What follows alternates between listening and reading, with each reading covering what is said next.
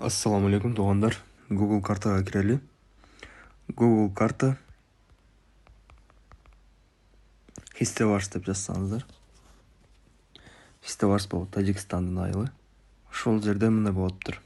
Бул бир күн болду өзгөргөнүнө. Линияда Тажикстан менен Кыргызстанды бөлүп турат. Бул жаңы 1 күн алдын, 2 күн алдын жаңыланган карта экен. Ошол жерде Тажикстан тарапка интернационал, максат, жаштык, достук, арка айылдары өтүп кетиптир. Мынакей бул жерде көрүп жатасыздар.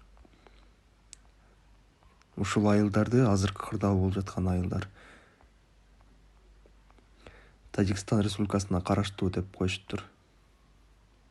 Мынакей жаштыкты бассам Тажикстан деп турат.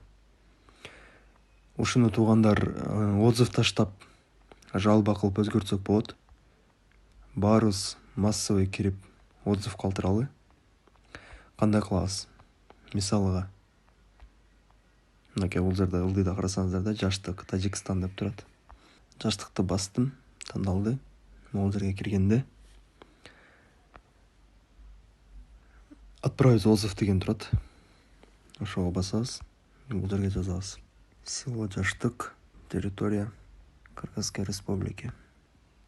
Прикрепить скриншот дегенде белгилеп коебуз. И отправим.